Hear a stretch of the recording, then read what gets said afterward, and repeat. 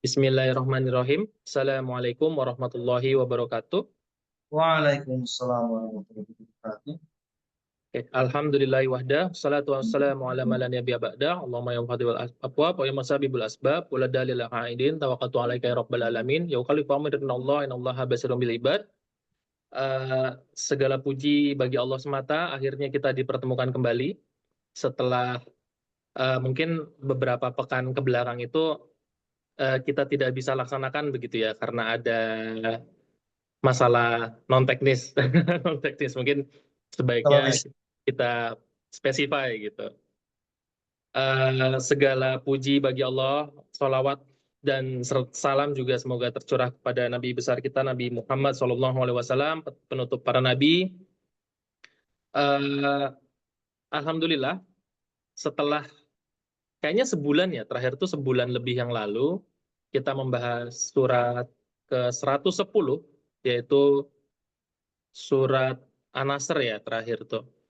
Maka hari ini target kita adalah membahas ada angin. Target kita adalah sesuai yang sudah publikasikan, yaitu membahas uh, surat ke 111, yaitu surat Al-Lahab, atau ada nama lainnya ya, nanti mungkin bisa dijelaskan juga oleh Pak Ustadz Adinantara. Oh ya, terima kasih juga Pak Ustadz dengan segala mungkin kesibukannya dan lain-lain tuh masih bisa menyempatkan, dan juga teman-teman yang saat ini bisa hadir gitu ya. Dan juga tak lupa menyapa teman-teman yang mungkin nanti melihatnya lewat eh, tayangan ulang, insya Allah ada di YouTube mulai besok begitu. Eh, Mungkin membuka juga update terkait perjuangan saudara-saudara kita di Gaza gitu ya. Alhamdulillah tadi pagi yang saya baca tuh sudah ditandatangani terkait gencatan senjata begitu ya. Itu patut disyukuri walaupun kita tahu kita ber apa ya bersepakat dengan siapa ya, tapi mudah-mudahan ini bisa menjadi nafas lah gitu buat saudara-saudara kita di sana gitu, jadi harapan juga gitu. Mudah-mudahan orang satu itu gitu, musuh kita bersama itu bisa bisa menepati, walaupun agak skeptis juga pastinya, tapi ya sudah. Mudah-mudahan ini jadi harapan baru begitu. Kayaknya tekanan dari internasional juga banyak ya, terutama setelah kemarin yang Potila itu banyak ditangkap gitu, dipersekusi juga, jadi kemarahan masyarakat dunia gitu, warga dunia secara umum itu langsung melonjak gitu kepada Israel. Oke, mungkin tanpa berpanjang lebar, sudah panjang lebar gitu ya. Mari kita bahas, kita mulai kajian kita hari ini, yaitu mengenal Al-Lahab surat ke 111 di dalam urutan Al-Quran. Monggo, Pak Ustadz Adinantera, waktu dan tempat dipersilakan. baik, Bismillah. Assalamualaikum warahmatullahi wabarakatuh. Waalaikumsalam. Jazakumullah khairan, Mas Mustafa sudah dibuka tadi dan mengingatkan kita juga dari kejadian saudara-saudara di Palestina ya. Jadi memang setelah global Votila itu kan saya jadi kepikiran juga, jadi ingat nih, itu kan orang-orang yang tidak beriman ya, tapi mereka begitu antusiasnya dengan kebaikan. Berarti harusnya kalau kita sudah Allah beri nikmat iman ini, kita harus lebih lagi dalam kebaikan. Itu aja pas kemarin ketangkep semua, kapal lebih besar mau datang. Sebenarnya mau langsung datang lebih besar lagi, insya Allah, insya Allah. Ya, kita lebih harus bersemangat dengan kebaikan, dan moga-moga malam ini kita bisa mendapatkan kebaikan, khususnya untuk diri saya sendiri dan juga teman-teman. Baik, Alhamdulillah. Salatu wassalamu ala Rasulillah wa ala alihi wa sahbihi wa mawala. Kita mulai surat Al-Lahab. Seperti kemarin, tidak ada perkataan yang lebih baik daripada perkataan Allah. Kita bacakan dulu surat ini. A'udzu billahi minasyaitonir rajim. Bismillahirrahmanirrahim.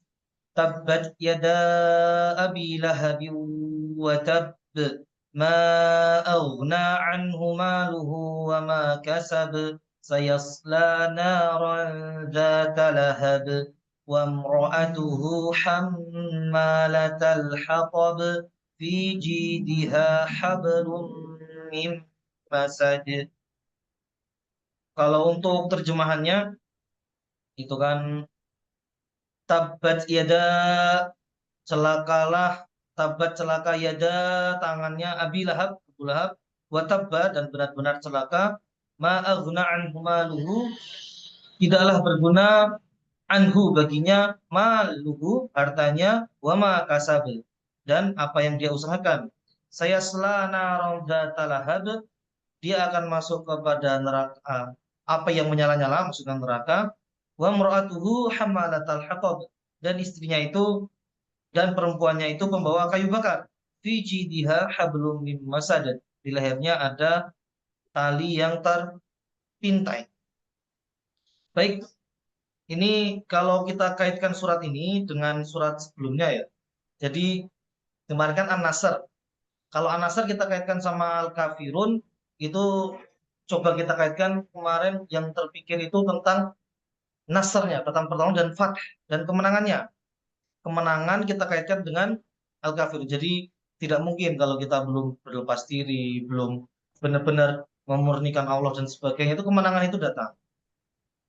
Belum ada pertikaian, belum ada jelas ini itu tidak pas, ini belum ada gamblang kayak gitu pertikaian, kemenangan itu belum datang. Kemarin seperti itu kita coba cari hubungannya. Tapi kalau An-Nasr dengan Allah ini yang kepikiran di saya, mungkin kalau teman-teman ada, ya urutan surat itu tentu ada hikmahnya juga.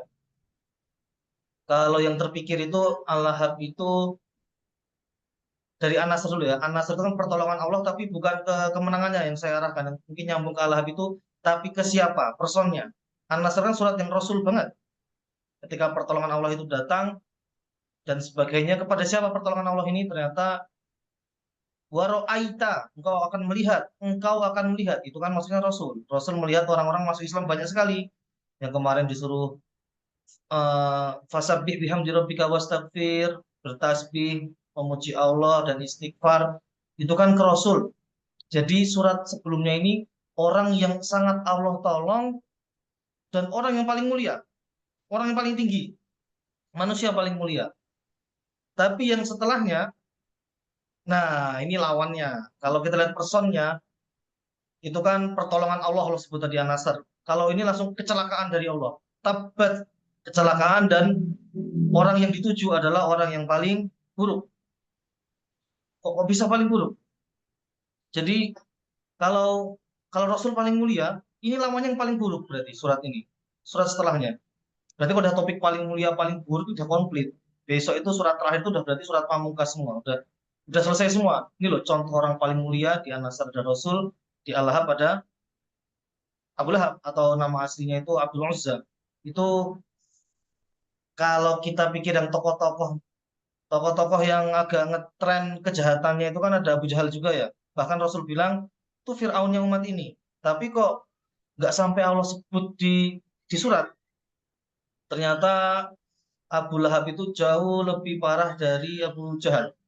Kalau Abu Jahal itu memusuhi Rasul, itu sudah ada latar belakang sedikit. Jadi ada urusan perebutan kekuasaan antar bani. Ada urusan politik lah, politik sosial kekuasaan antar bani. Kalau nggak salah ada kisah juga di antara orang yang pernah ngelamar Khadijah, kan Khadijah banyak sekali dilamar laki-laki. Banyak sekali dilamar laki-laki, udah meninggal suaminya yang pertama tuh dilamar laki-laki, berkali-kali dilamar laki-laki ditolak semua. Itu salah satunya ada Abu Jahal. Abu Jahal tuh pernah ngelamar juga tapi ditolak. Dan Rasul dapat. Kalau yang saya belum proses kebenarannya juga itu pernah bertikai pas kecil kalau nggak salah. Ya biasalah permainan anak kecil pernah bertikai gitu juga. Jadi Abu Jahal tuh nggak yang secinta itu kepada Rasul dari awal. Nah tapi Abu Lahab ini cinta sekali dengan Rasul. Anaknya loh yang jelas-jelas kelihatan itu kan. Anaknya Abu Lahab itu dinikahkan dengan anaknya Rasul. Besanan. Dua anaknya besanan. Tapi begitu dakwah, begitu Rasul dapat wahyu, langsung jadi musuh maksimal. Jadi kejahatannya itu lebih parah daripada orang yang sebelumnya memang udah ada permusuhan. Tapi kalau Abu Lahab itu benar-benar memusuhi wahyunya, benar-benar memusuhi agamanya. Karena sebelumnya suka dengan Rasul, sampai orang yang dia cintai saja dia jadikan musuh, se sebenar-benarnya musuh gara-gara wahyunya. Jadi ini jauh di atas level apa Abu Jahal. Itu mungkin yang kepikiran. Jadi ini kebalikannya ya, An-Nasr dengan Al-Lahab. Eh, oh ya, kalau sekedar informasi, jadi buat tambah-tambahan pengetahuan, Rasul itu punya paman selain Abu Lahab. Paman Rasul ada berapa jumlahnya? 9, 9 atau 11. Kalau sama ayahnya Rasul juga dihitung, berarti anaknya Abu Thalib itu, Abdul Muthalib, itu ada 10 atau 12 yang laki-laki. Makanya waktu itu kan Abdul Muthalib mau disembelih, Abdul Muthalib, Abdullah mau disembelih karena dia pernah bersumpah kalau punya anak laki-laki 10, sembelih satu. Ternyata 10 beneran Allah kasih. Nanti ya itu kisah-kisah yang ternyata nanti timbul 90 100 ekor unta itu dari situ awal kisahnya kan. Dan dari 10 pamannya ini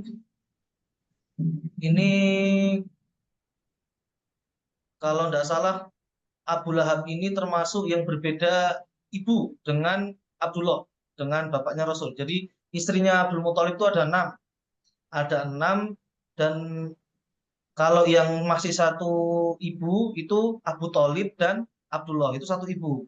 Makanya jadi akrab, jadi dekat sekali karena mereka masih satu ibu. Tapi dengan Hamzah udah beda ibu, dengan Abbas beda ibu, dengan Abu Lahab juga beda ibu. Kemudian ternyata ada dua yang masuk Islam dan dua lagi. Sebenarnya yang masuk Islam nggak cuma dua.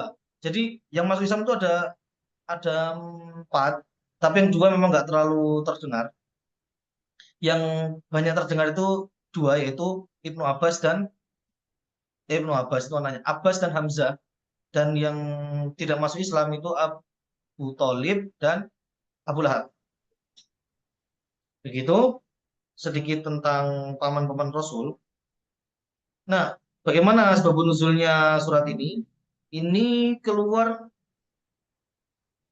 ini kecelakaan itu karena ini awalnya itu kan karena ketika Rasul mengumpulkan keluarganya dulu, dakwahnya mulai dijaharkan dan dikumpulkan Rasul, keluarganya di Bukit Sofa, terus ditanya Bani ini, mereka tahulah Rasul itu Al-Amin dan mereka tahu sepak terjangnya.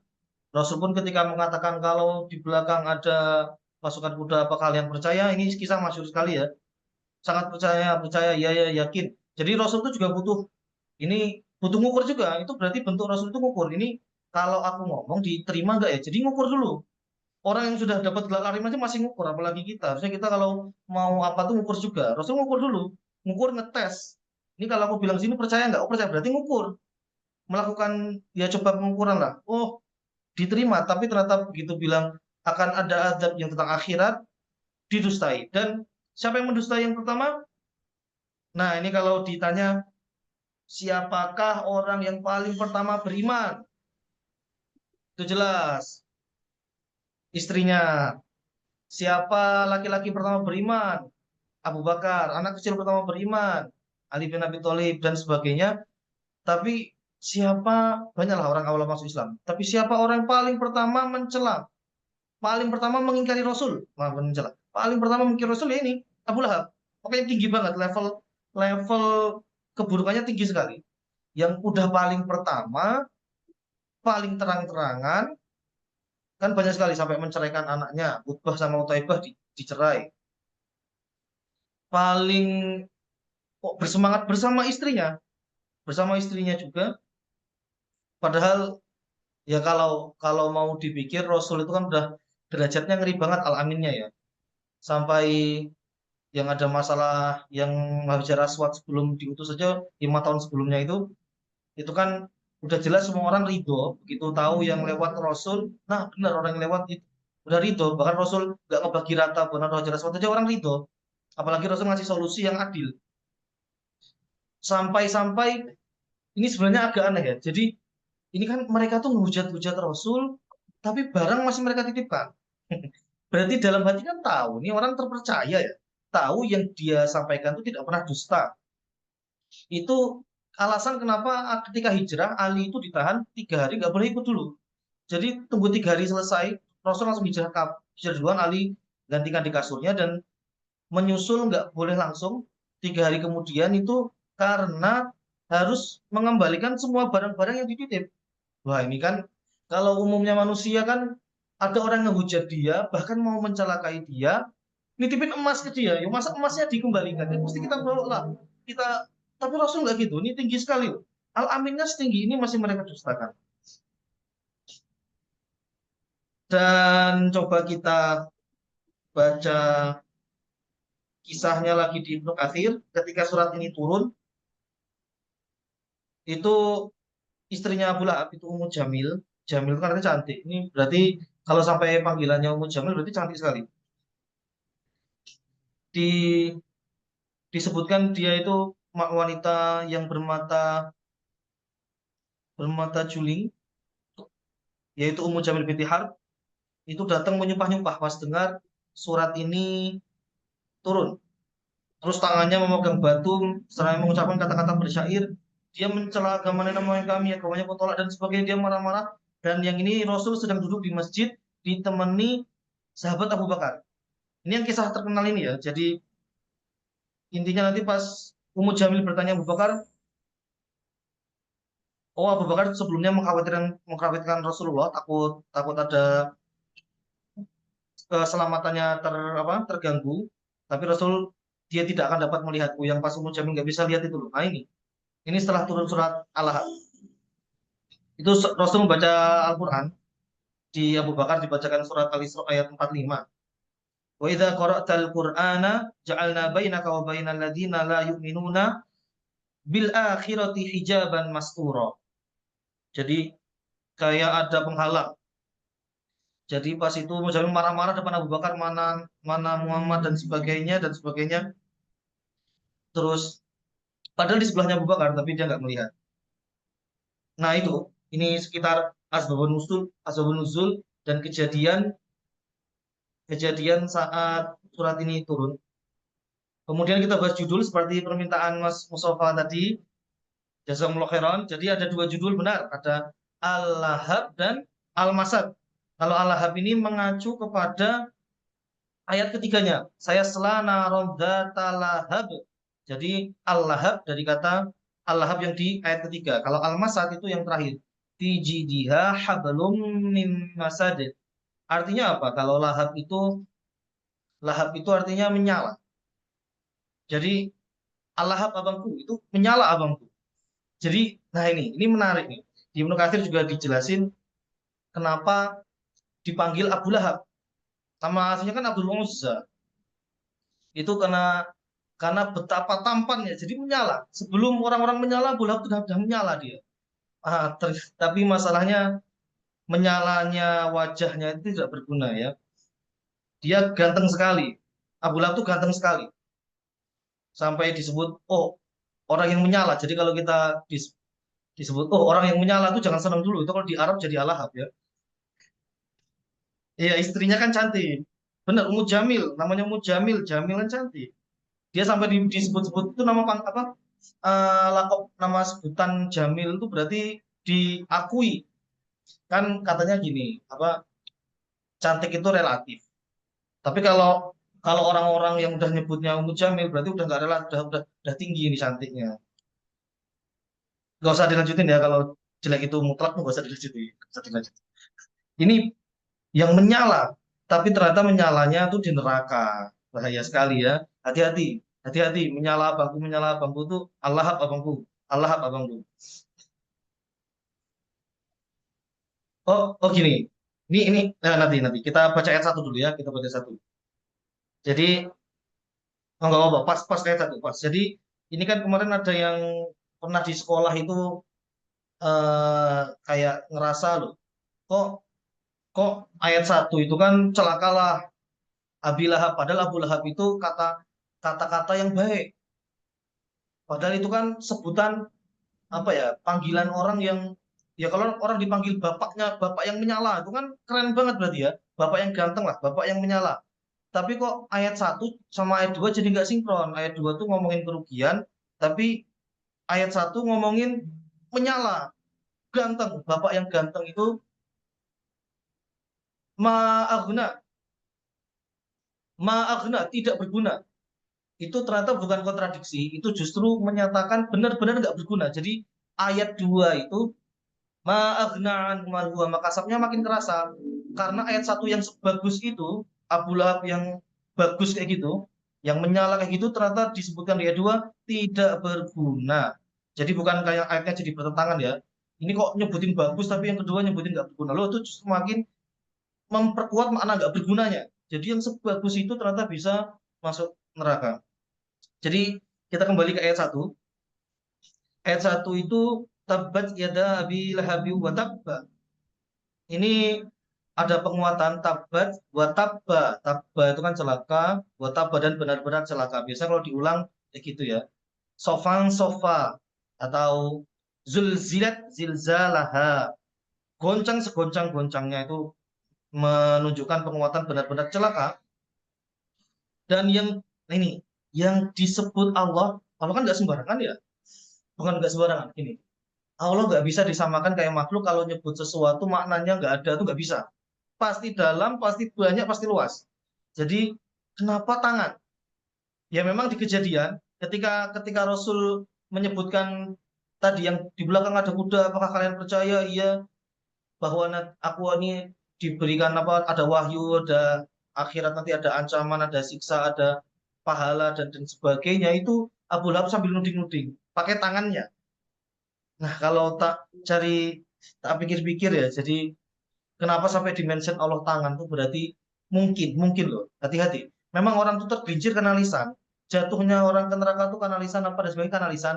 Tapi yang bikin benar-benar nggak bisa balik itu kalau tangan ikut gerak. Hati-hati. Kalau tangan ini bisa maknanya tangan beneran, bisa maknanya kekuasaan. Mungkin ketika itu kalau Abu Lahab nggak sampai angkat tangannya, bisa jadi dia itu masih masih ada kemungkinan dapat hidayah mungkin waktu itu. Jadi masih nggak setotal itu, tapi dia sampai total angkat tangan nunjuk-nunjuk. Makanya langsung turun ayat del. Nah, turun ayat yang menyatakan ini masuk neraka padahal masih masih hidup.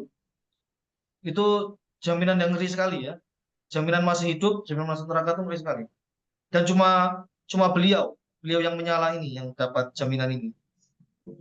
Yang ketika hidup dapat jaminan neraka itu beliau ini. Terus ayat kedua, ma'aghna, tidak berguna, anhu baginya, maluhu, hartanya, wa makasab. Gak pas beliau ya, gak pas beliau ya. Ini sindiran mungkin, maksudnya sindiran, maksudnya sindiran. Yang tidak berguna itu maluhu, hartanya nggak berguna. Jadi Abu Lahab ini kaya, kaya sekali dong. Perang Badar dia nggak ikut. Kalau sekarang tuh ada wamil, wajib militer, wajib, waktu itu Quraisy menunjukkan ini wajib semua ikut perang Badar, dia nggak ikut. Kaya berarti dia. Bisa nyuruh orang, bisa ngasih harta, bisa ngasih, aku udah support ini kok, aku nggak perlu ikut. Itu orang kaya berarti. Itu nggak guna, dia nggak berguna. Maluhu wa makasab.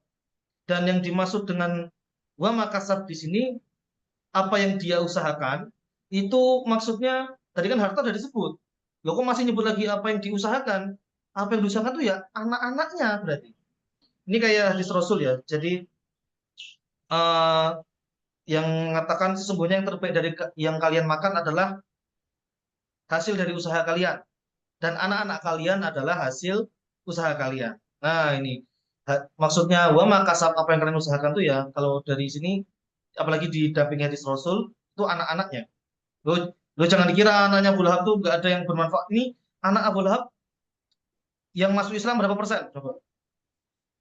Anak Abu Lahab tuh nggak semuanya. Kalau istrinya memang disebut di Quran kan jahat sekali ya. Kalau anaknya yang masuk Islam lumayan loh. Yang nggak masuk Islam cuma satu. Sisanya masuk Islam semua. Ternyata nggak berguna. Anaknya Abu Lahab tuh nggak berguna. Jadi padahal itu anaknya bisa masuk Islam semua. Kalau dia mau sedikit membuka hati, dia mau ngambil jalan yang lurus, itu anak-anak tadi kan bisa doakan dia. Tapi karena dia kayak gini udah lepas, nggak ada hubungan anak yang beriman menolong orang tuanya yang ini nggak bisa. Seperti perkataan Nabi Ibrahim ya. Jadi nasab itu tidak tidak bisa menolong ini ya. Ada perkataan di kitab Imam Ghazali Ulumuddin itu hati-hati dengan orang-orang yang salah kaprah sampai-sampai mengatakan apa ya istilahnya itu kalau namanya kita itu dari emas masuk campuran juga emas. Itu maksudnya Itu perumpamaan Arab itu maksudnya kalau sudah nasabnya emas, mau kayak gini pun kelakuan tetap emas, ya nggak gitu. Di Islam nggak gitu. Ini nggak berguna.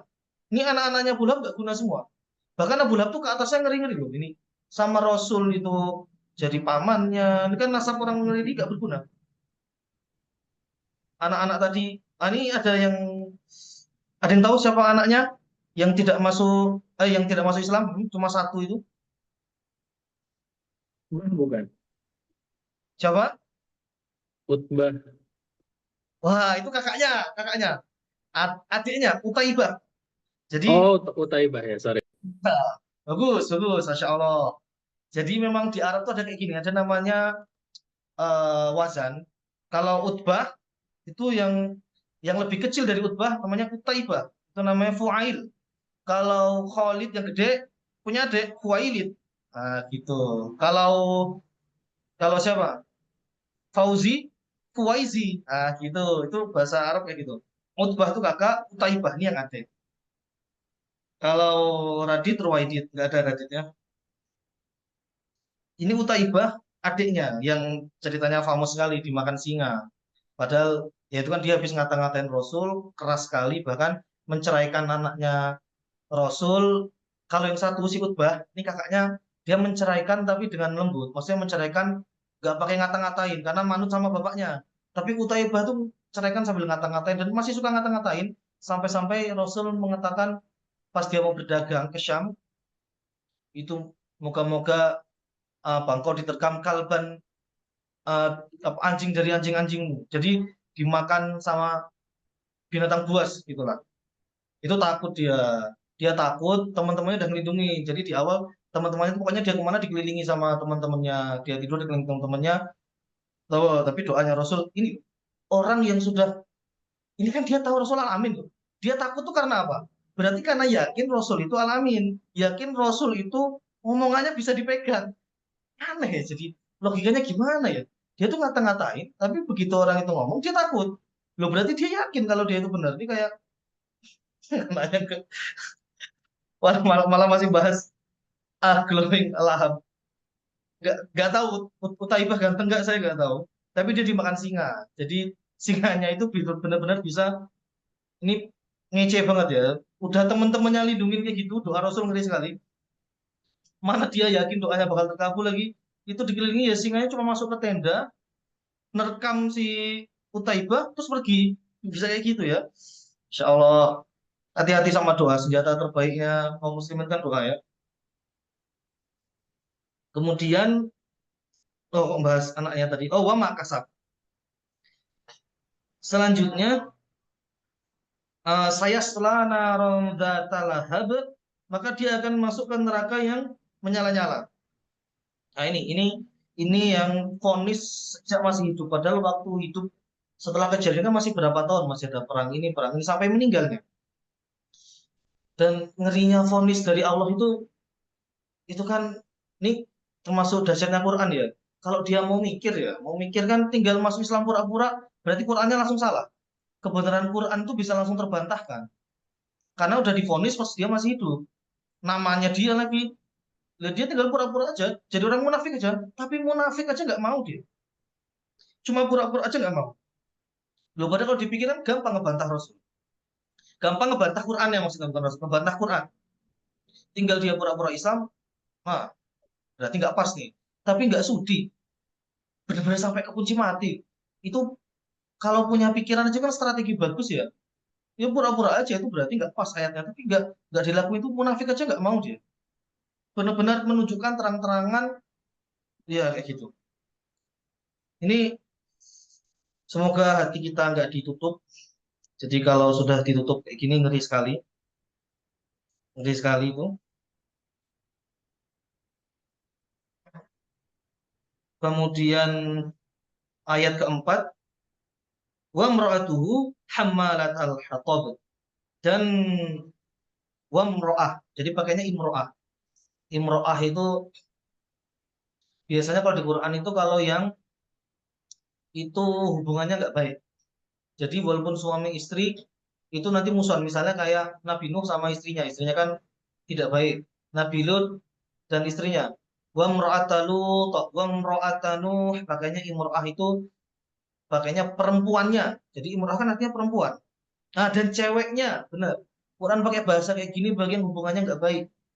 Kalau kalau yang baik-baik nggak pakai wa imro'ah. Wa zaujihi, bentar. Nanti coba tak cari, itu coba tak cari. Tapi yang imro'ah itu nggak baik-baik. Kayak Nabi ya tadi yang contohkan. Dan ini kan padahal suami istri, dua-duanya jahat, tapi tetap bakal jadi nggak baik di akhirat nanti.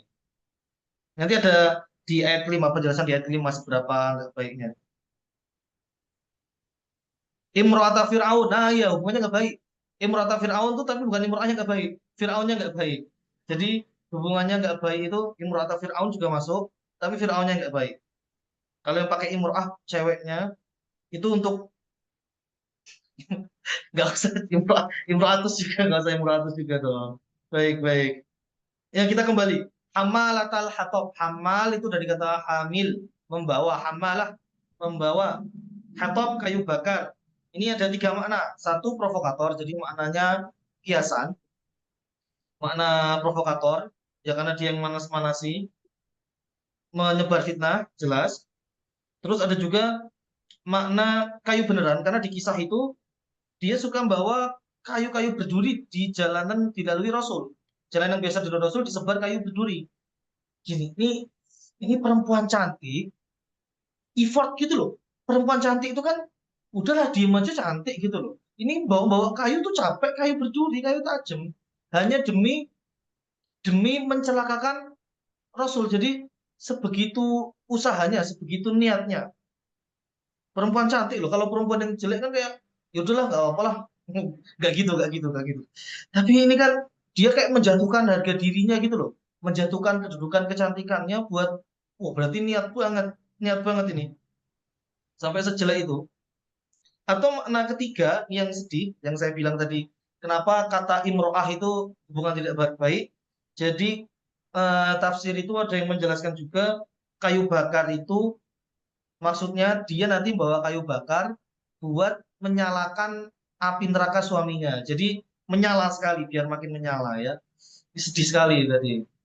Istrinya itu ikut menyalakan api suaminya biar makin menyala. Ayat kelima, diha, jid itu artinya leher. Ini saya belum tahu bedanya. Mungkin nanti bisa dibantu Mas Fauzi ya. Ada jid, ada unuk, unuk tuh mungkin sini nggak tahu. Ada unuk, jid sama rikob. Kalau rikob itu biasanya dipakai buat budak-budak itu rikob. Atau buat kalau membebaskan wabir rikob, membebaskan budak. Maksudnya rikob itu kan karena budak itu terbelenggu lehernya. Atau fador berrikob, kalau memukul rikob, pukul leher itu maksudnya dibunuh, pukul leher. Kalau pas bahas ayat-ayat perang ya. Rikob, ada jid, ada unuk, leher semua. Jid di lehernya, diha, habl tali mim masad. Ini yang nama terakhir tadi, yaitu nama al-masad artinya yang dipintal. Tali yang dipintal itu ada dua maknanya. Yang pertama itu karena dia pernah bersedekah kalung emas untuk menghalangi, di Ibnu Katsir dijelaskan dia itu pernah bersedekah kalung emas buat menghalangi dakwah Rasul. Jadi dibalas kalung neraka. Yang yang kedua yaitu emang tali yang dipintal di neraka seperti itu.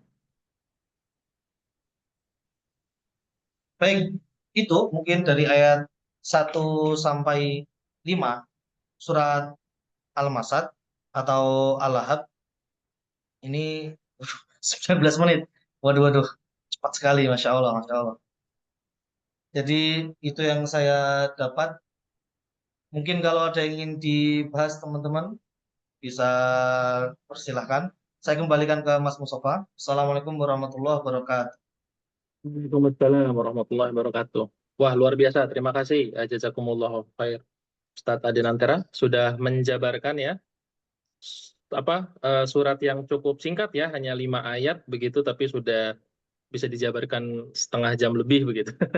Karena memang cukup menarik kisahnya, asbabun nuzulnya, kisah orang-orang yang ada diceritakan di surat ini begitu. Jadi memang surat yang sangat menarik dan mudah-mudahan kita diberikan kemampuan untuk mengambil pelajaran gitu dari surat ini. Tentunya kalau sudah masuk ke dalam Al-Qur'an itu pasti bukan bukan hal yang remeh begitu. Oke, dari teman-teman apakah ada yang ingin ditanyakan atau berbagi apa tadabbur ya, berbagi pemikiran atau hikmah dari surat ini begitu? Ada yang mau ditanyakan atau disampaikan? Dipersilakan teman-teman.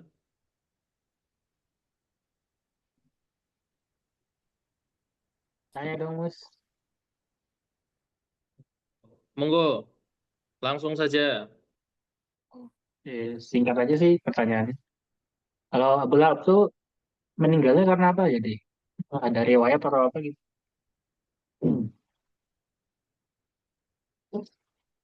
Sorry Baik, kok aku kedengeran kah?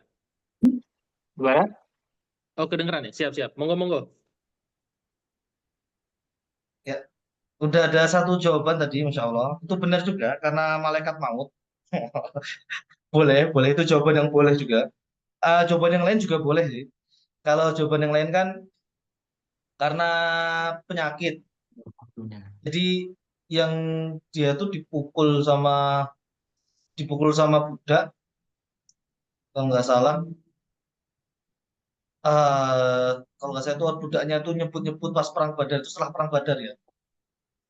Ada dengar cerita-cerita orang itu tadi itu tadi yang kalian sebut-sebutkan itu kayak ada sesuatu dia nggak sampai mukul tapi udah mati. Dia nggak sampai kena udah mati. Nah, itu terus ada yang nyeletuk si budak itu ada yang nyeletuk itu wah itu tuh malaikat. Itu yang disebut malaikat kayak gitulah dan sebagainya. Intinya marah Abu Lahab, marah kena kena pentung sama budaknya kalau nggak salah. Kok nggak tahu kok budak bisa itu. Saya lupa. Saya lupa asal mulanya kayak gimana. Tapi dari luka ada lukanya terus makin parah penyakit kulit. Penyakit kulit apa namanya kusta ya penyakit kulit atau apa saya juga nggak tahu penyakit kulitnya apa tapi itu bikin bau busuk jadi ini menyedihkan.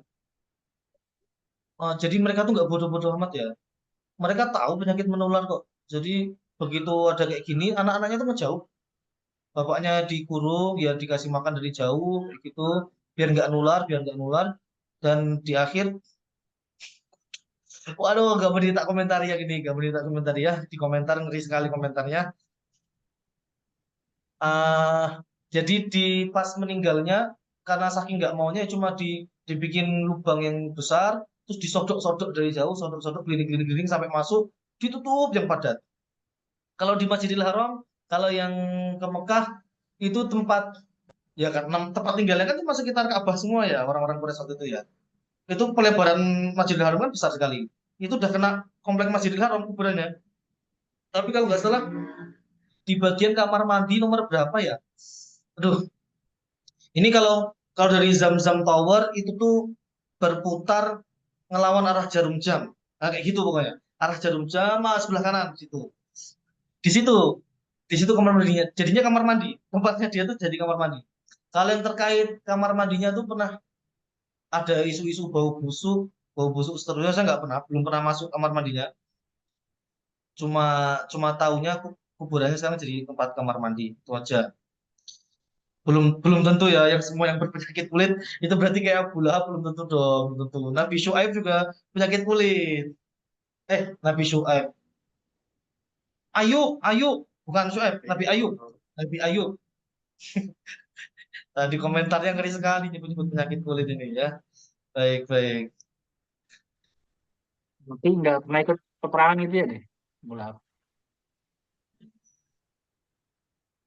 kan dia nggak ikut perang dia orang kaya kok dia orang kaya Itu menyala sebelum menyala perang Uhud ya, kaya meninggal. ganteng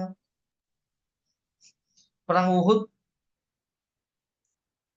orang Uhud udah meninggal orang Uhud udah meninggal Oh, gimana penyakit kulit? kayaknya perang Uhud udah meninggal bang Kalau kalau yang dihinakan tuh kan, ini contoh yang dihinakan kayak kayak inilah, kayak siapa? Aduh, Ka'bah itu siapa nama Abraha? Abraha itu juga dihinakan tuh. Dia nggak langsung mati di yang batu itu, yang batu-batu kecil, tapi kulitnya kayak jadi aneh, terus ngelupas-ngelupas, tulangnya lepas-lepas, matinya pas sampai kotanya. Itu itu dihinakan sekali.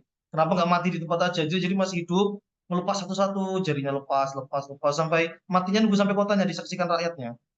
Abu Lahab itu juga jadi pelajaran. Dia ya disaksikan orang lah matinya kayak gitu. Ah, Namrud, ini yang matinya matinya beneran diputer karena nyamuk itu bukan ya? Nggak salah.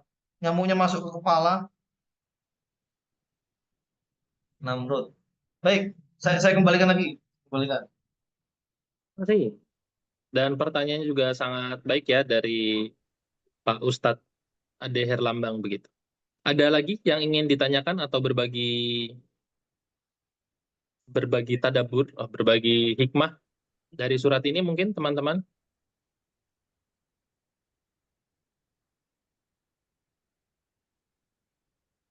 Dari Pak Ajay, Pak Ajay, Pak Ryan, Pak Mirza. Oh, Pak Mirza sudah tadi barusan ada kayaknya.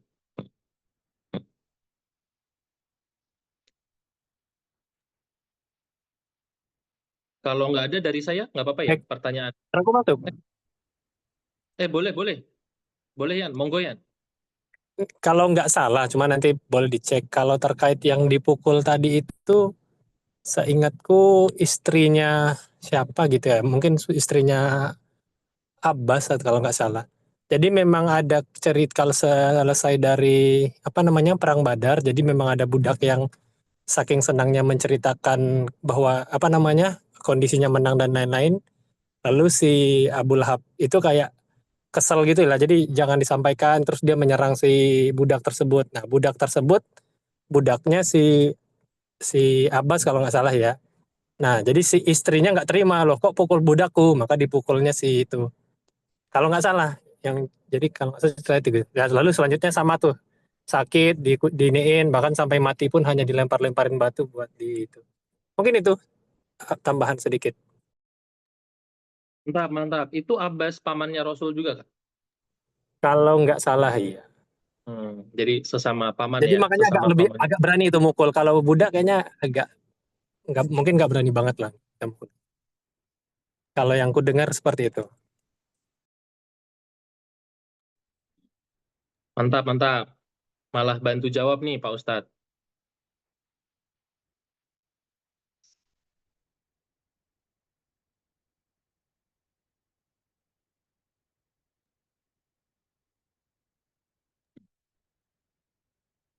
Ada yang masih ingin ditanyakan? Atau berbagi hikmah begitu? Kalau tidak, dari saya boleh ya, Pak Ustadz? Waduh, ini ngeri biasanya. Nggak ngebantuin ini. Kalau tadi ngebantuin. Enggak. Ya, waduh. Oke, oke, coba, boleh, boleh. Enggak, ini berbagi hikmah aja sih. Berbagi, bukan berbagi. Bukan lain. Alhamdulillah. Iya, iya, iya. Ada 2 poin sih. Yang pertama ini, yang tadi terkait Abu Lahab, kenapa nggak masuk aja gitu dalam Islam, terus jadi apa namanya? Jadi otomatis akan menurunkan kredibilitas Islam begitu ya. Karena kan bukan ramalan apa ya, apa yang tertulis di dalam Al-Quran kan nggak mungkin salah ya. Bahkan ketika Al-Quran turun kayak surat Ar-Rum begitu, yang waktu itu kan kayaknya orang-orang Quraisy itu sangat mendukung Persia ya untuk menang. Tapi disebutkan 10 tahun kemudian Romawi yang akan menang, dan ternyata benar gitu. Di surat Ar-Rum awal-awal ayat begitu. Jadi memang salah satu hikmahnya itu ya, kita punya buku atau ya mukjizat gitu sekeren ini, mungkin kerennya itu tidak melambangkannya, tapi sebagus inilah begitu, yang kepresisiannya itu sangat sempurna, tapi kita sendiri mungkin banyak meninggalkan gitu sekarang. Nah, tapi saya tadi jadi mikir gitu, kenapa Abu Lahab itu kayak apa? Allah tuh kayak membuat makar gitu, makar yang lebih hebat gitu, karena kayaknya Abu Lahab jadi nggak punya pilihan deh. Kalau misalnya Abu Lahab masuk Islam, nanti Islamnya jadi jelek. Jadi Abu Lahab tuh masuk ke sesuatu yang jelek gitu. Jadi dulu pernah baca buku apa gitu. Jadi Abu Lahab tuh terkenal baik-baik gitu. Mukanya bagus, hartanya bagus gitu. Jadi dia tuh nggak mau kelihatan dia tuh masuk ke sesuatu yang jelek.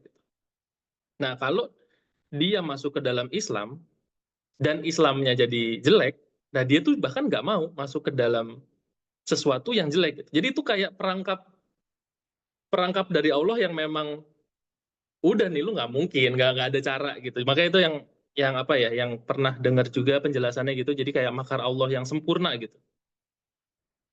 Jadi dia begitulah, memang sempurna ya kalau Allah sudah mau ini ya, apa ya, menghukum seseorang yang memang perbuatannya sudah melampaui batas begitu.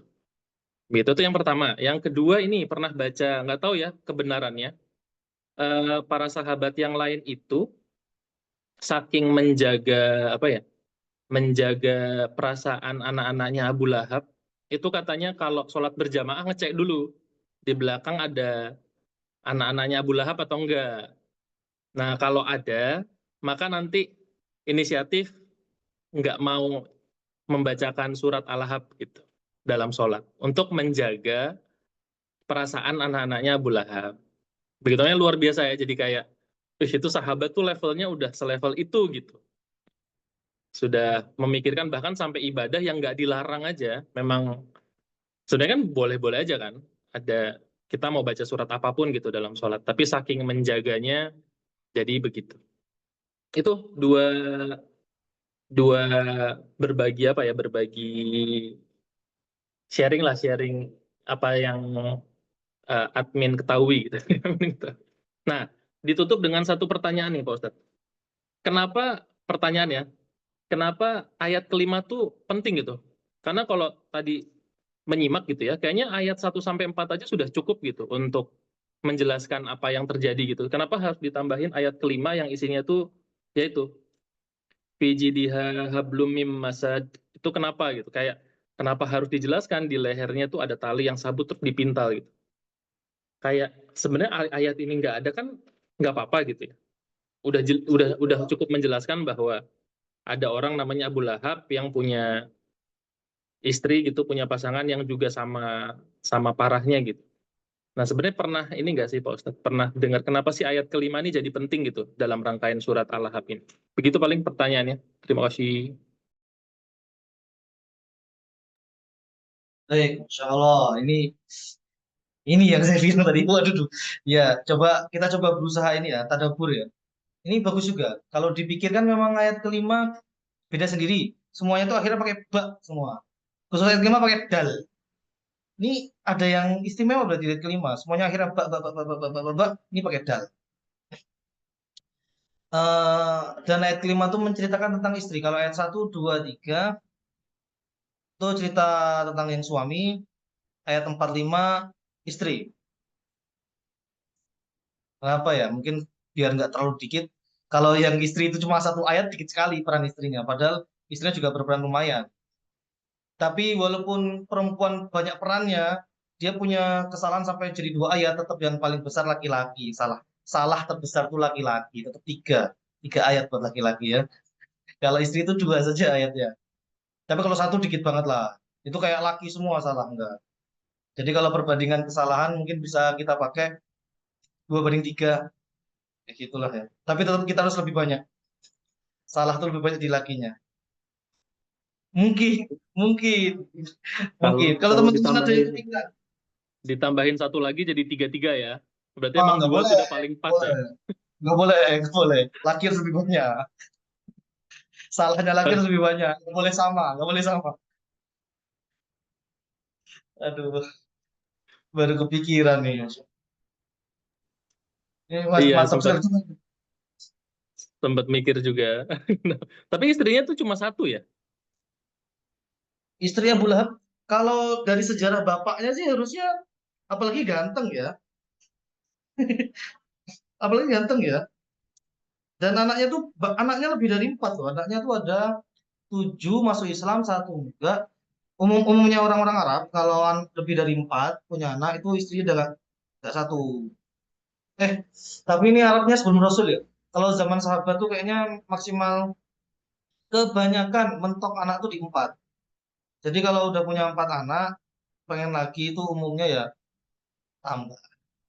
Ntar Fasih banget Pak Ustadz begininya tadi fasih banget. ini cari di Google Begini gitu. Gemini. Kita cari di Gemini ya, ternyata istrinya cuma satu di Gemini. Insya Allah, istrinya cuma satu kok di Gemini. Belum pernah dengar ya? Mungkin karena cantik banget ya, Jamil kan istrinya. Cukup, Hmm. mana ngasih anak banyak lagi.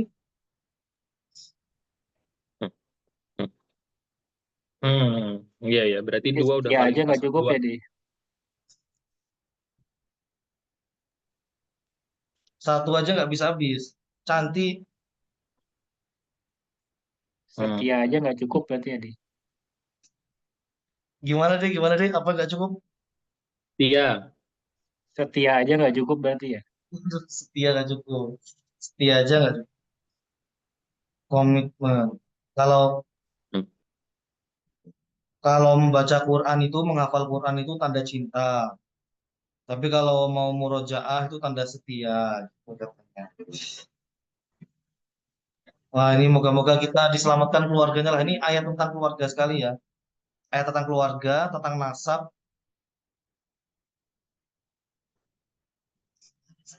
Waduh, ada yang dengar. Waduh, baik-baik. Ada Mohon yang maaf. denger nih, aduh nggak enak jadinya nih. Mohon maaf. Maaf. Mohon maaf lahir dan Emang Pak batin. Ustadz kita kadang gitu bercandanya, Saya Bu. silent, saya silent aja.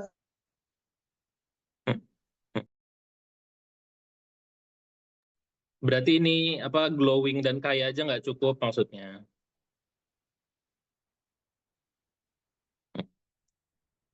Oke, mungkin ada lagi teman-teman yang ingin ditanyakan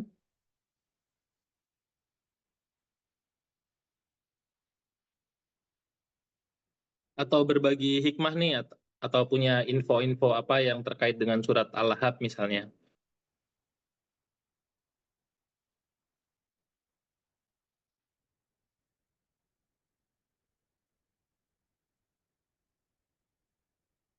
Kalau enggak nanti ada kuis soalnya.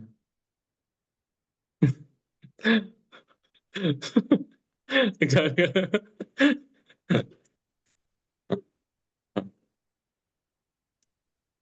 Ada lagi teman-teman? Tadi kayaknya sempat kepikiran apa ya?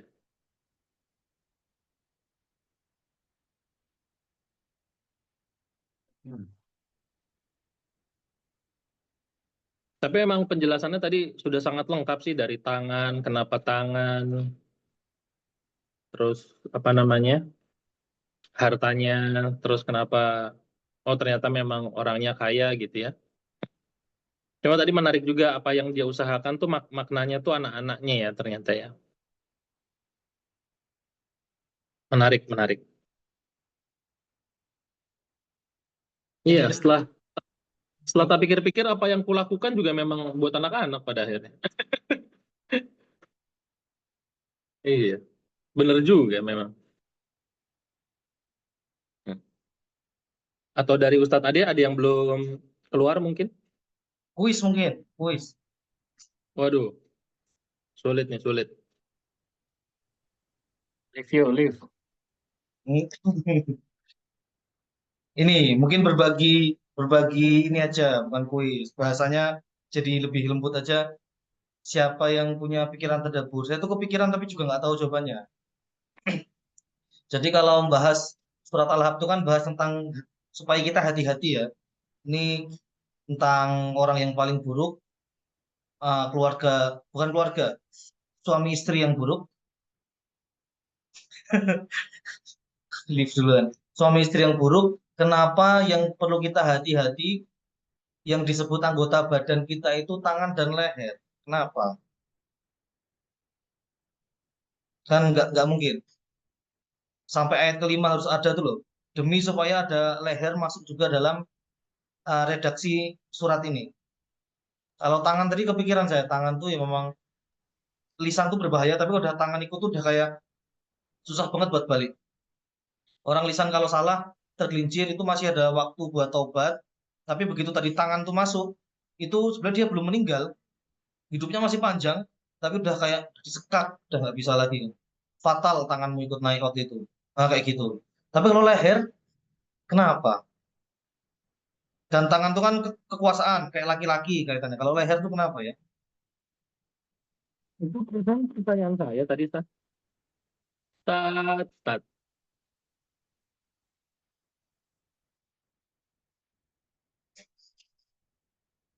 Gimana?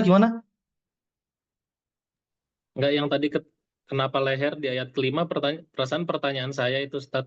Oh iya, iya. Kan nggak Itu menjawab. Yang 2/3 gitu kan nggak begitu menjawab itu. Itu kurang itu. emang Itu masih bisa lebih dalam lagi. bridgingnya jago ya, kalau seorang guru tuh ya. Dibalikin lagi. Dibalikin lagi. Oh, itu ada Fauzi chat ini, apa namanya, pernah dengar ada cerita anaknya Abu Lahab diajak sama seorang anak hasil zina. Terus anaknya bilang, seenggaknya orang tuaku diakui pernikahannya di dalam Al-Quran. Oh iya. Tapi kalau bahasa imro'atuhu tuh memang sekedar kayak tadi Fauzi bilang ceweknya, atau memang suami istri sih memang? Kalau bahasa Arab istri suami kan zauj, makanya Hmm. zaujati, zauji, zaujati. Tapi kalau imro'ah tuh ya maknanya itu perempuan yang kita nggak kenal tuh imro'ah. Imro'atun itu bentuk tunggal.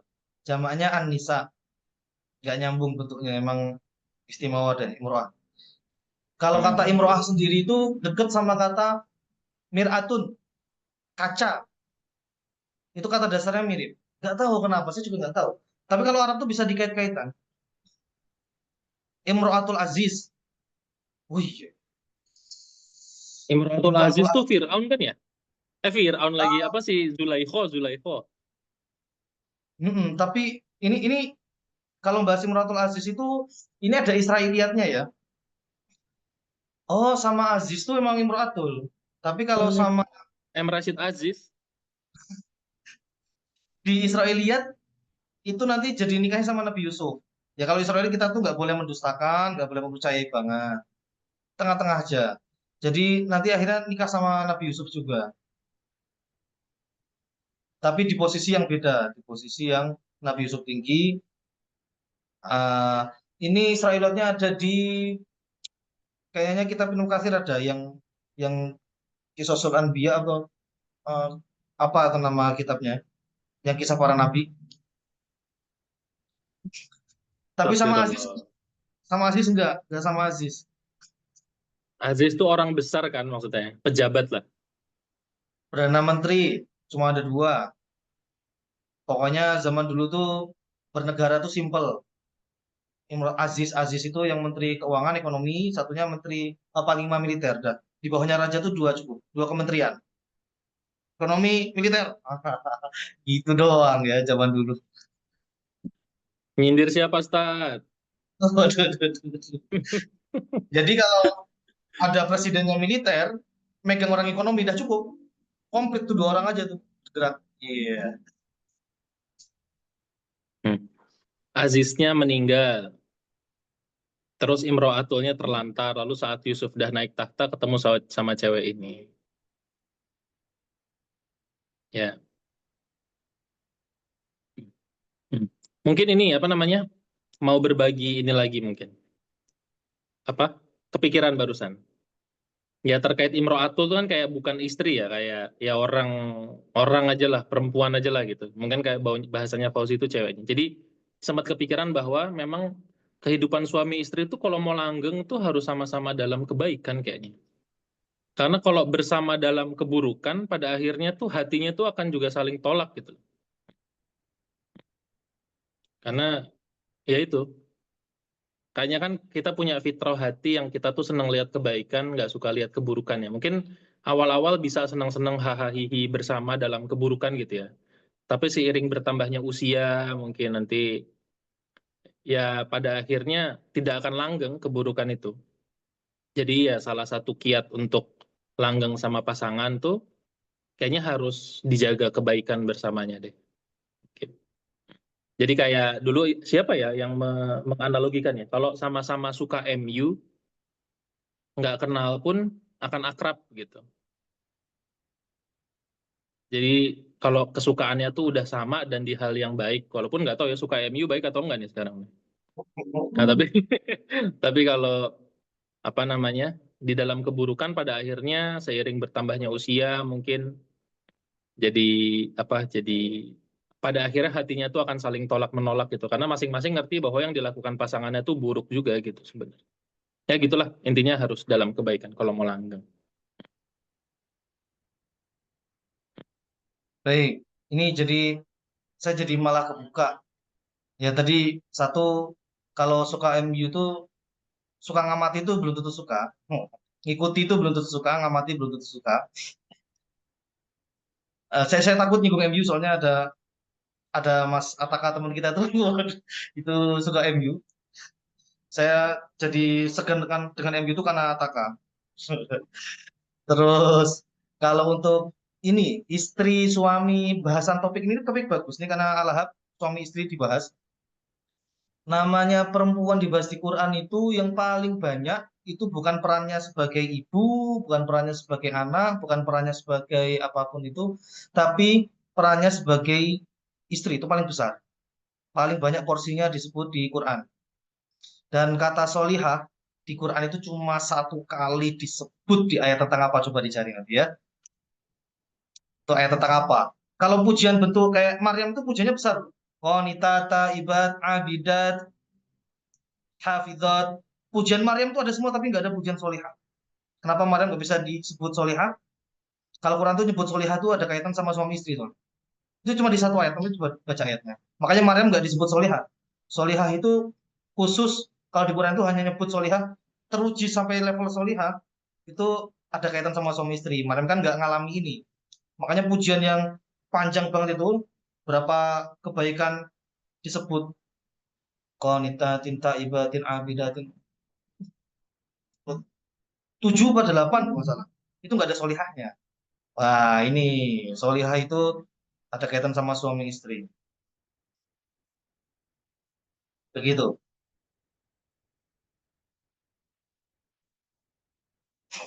Mungkin yang itu ya banyak mungkin perempuan yang ini karena nggak ada perempuannya jadi kayak asal ngomong aja nih tapi kayaknya kalau baca-baca tentang psikologi juga banyak yang mungkin mudah melupakan tugasnya sebagai seorang istri mungkin setelah apalagi setelah punya kesibukan punya anak dan lain-lainnya nggak bukan maksudnya menyalahkan gitu tapi ya itu memang mungkin itu kenapa Allah jadi mengingatkan aja dalam Al-Quran karena memang mudah mudah dilupakan ya apalagi kan suami kan adalah makhluk yang dia pikir lebih kuat kan lebih kuat dari dia gitu secara fisik jadi kayak ntar dia juga bisa sendiri gitu gitu-gitu kan pikiran-pikiran wanita modern zaman sekarang kan sering ya jadi kayak kehangatannya tuh kurang begitu padahal ya itu benar sebenarnya kalau harus mendahulukan mungkin ya lebih lebih patut mendahulukan suami dulu gitu bahkan dibanding anak begitu kalau harus didahulukan oke monggo nggak ada perempuan tapi nggak jadi nggak enak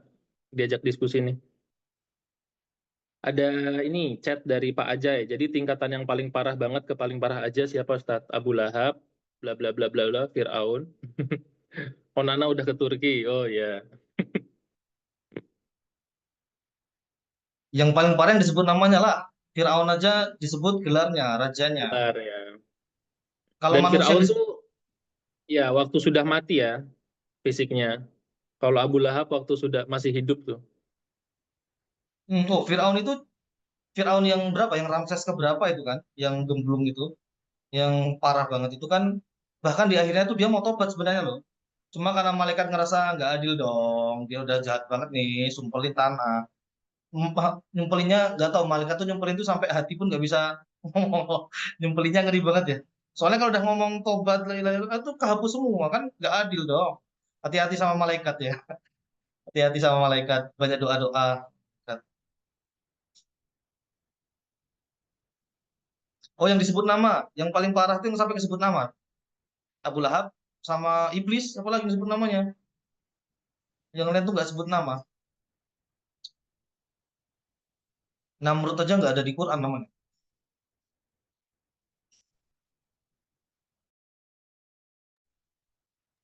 Oh iya, ngapain juga Quran nyebut nama yang jahat banyak-banyak ya? Kayak ngerendahin, penting amat. Kecuali dia yang topnya manusia, topnya jin. Kalau yang orang-orang baik banyak disebut. Barusan di chat Radit mau tanya nih Pak Ustadz. Nabi Yusuf sama Abu Lahab gantengan siapa Pak Ustadz?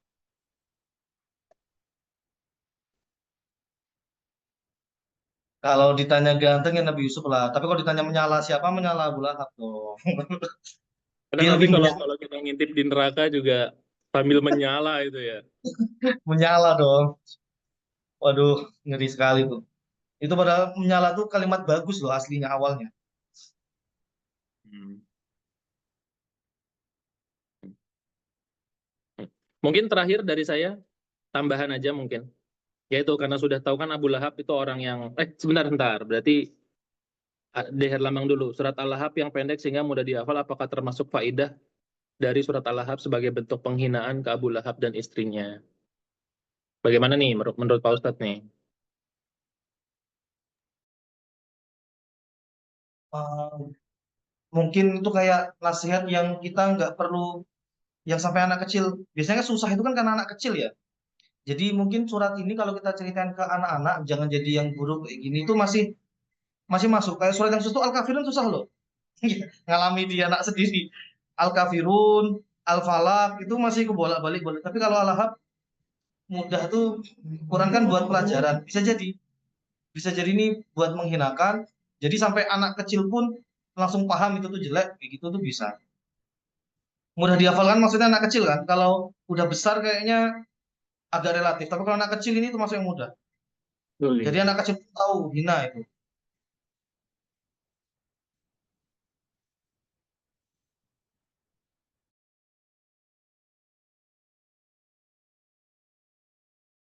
Saya kembalikan. Mantap, mantap. Mantap, itu paling terakhir dari saya. Ini apa namanya ya tadi kan jelas ada di ayat kedua ya, tidaklah berguna baginya hartanya dan apa yang ia usahakan begitu. Itu mungkin pengingat aja tidak lelah-lelah mengingatkan tentang bahayanya cinta dunia ya, apalagi kalau ngelihat sekarang kan kita tuh banyak berlomba-lomba dalam banyak-banyakan harta mungkin atau ganteng-gantengan muka atau cantik-cantikan muka gitu. Itu jangan sampai lalai gitu karena mungkin ya itu hal yang sangat melalaikan lah bahkan dari zaman dulu gitu mungkin. Dengan belajar ini kita jadi paham bahwa memang ya sangat melalaikan begitu hal-hal itu. Jadi kalau kita memang sekarang mungkin mayoritas kita diberkahi, diuji gitu dengan nikmat yang lumayan banyak gitu, kerjaan bagus atau hartanya tuh sekarang sudah mulai banyak gitu, itu jangan sampai melupakan kita untuk ada di jalan yang lurus dan menggunakan apa yang dititipkan kepada kita tuh untuk hal-hal yang baik lah, mudah-mudahan begitu. Karena memang terus terang sangat susah sih di zaman sekarang memang ya itu kan ya kayak tren kayak yang paling dihargai itu ya zaman sekarang ya kalau orang kaya atau orang secara fisik bagus gitu entah ganteng atau cantik ya itu pasti hidupnya tuh akan lebih mudah mau nggak mau gitu itu memang apa ya salah satu apa ya sunatun dunia sunatun dunia sunah-sunah kehidupan mungkin ya memang begitu dan tapi jangan sampai itu melalaikan kita sebagai orang Islam gitu dengan surat yang pendek ini kita diingatkan bahwa yang begitu-begitu tuh pada akhirnya akan sirna gitu dan nggak ada harganya. Jadi kita bisa tetap tahu kita berpijak di mana, kira-kira begitu. Oke, mungkin itu saja terakhir dari saya. Ustadz, ada yang belum keluar dan ingin disampaikan mungkin? Cukup, cukup. Mungkin ini, ini karena dulu ini ada cerita pekan lalu, akhir pekan kemarin hari Sabtu saya nengok teman saya kanker. Dulu teman takmir di masjid tinggal bareng, masih muda suka naik gunung dan sebagainya, tapi kena kanker, ternyata nggak ada yang tahu ya.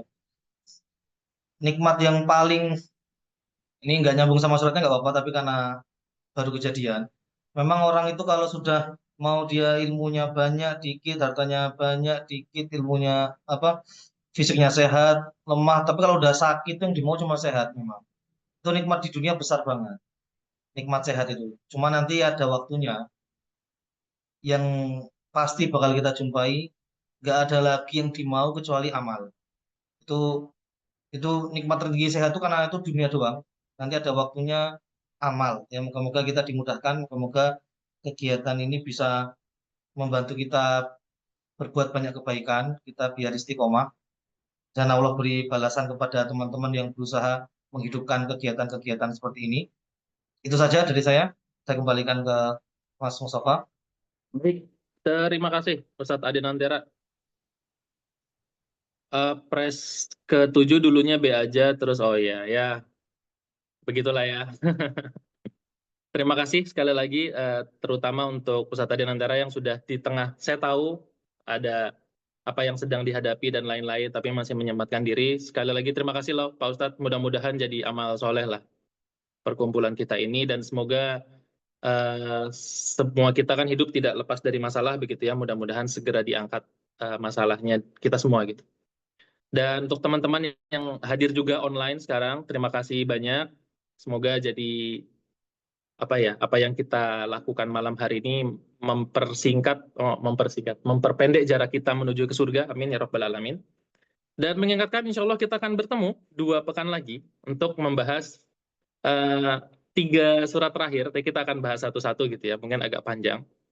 Jadi 3 pertemuan ke depan, karena hari ini kita sudah bahas surat ke-111, berarti sisanya tinggal 3 pertemuan lagi, 112, 113, 114, dan insya Allah 2 pekan lagi kita akan sambung dengan surat Al-Ikhlas, salah satu surat yang paling dikenal gitu oleh mayoritas umat Islam yang ada di dunia. Sekali lagi, terima kasih atas kehadiran teman-teman semua, menyimaknya, sharing ilmunya, sharing hikmah, ibroh, dan poin-poin tadaburnya. Itu sampai bertemu 2 pekan lagi. Semoga banyak kabar yang menyenangkan setelah gencatan senjata di Gaza juga 2 pekan ini, mudah-mudahan. Dan semoga ya apapun kondisi pemimpin ya kita terus doakan begitu ya. Semoga pemimpin-pemimpin kita, pemimpin-pemimpin negara yang lain juga yang diilhamkan hal-hal baik, sehingga yang terjadi baiklah dan dakwah bisa terus menyebar dan meluas sampai nanti mungkin kita akan perang yang serius melawan Dajjal. Oke, mungkin begitu saja. Saya tutup. Wabillahi taufiq wal hidayah. Wassalamualaikum warahmatullahi wabarakatuh. Kita tutup juga dengan doa kafaratul majelis. Subhanakallahumma wa bihamdika asyhadu an la ilaha illa anta astaghfiruka wa atubu ilaik. Terima kasih. Saya izin matikan rekaman.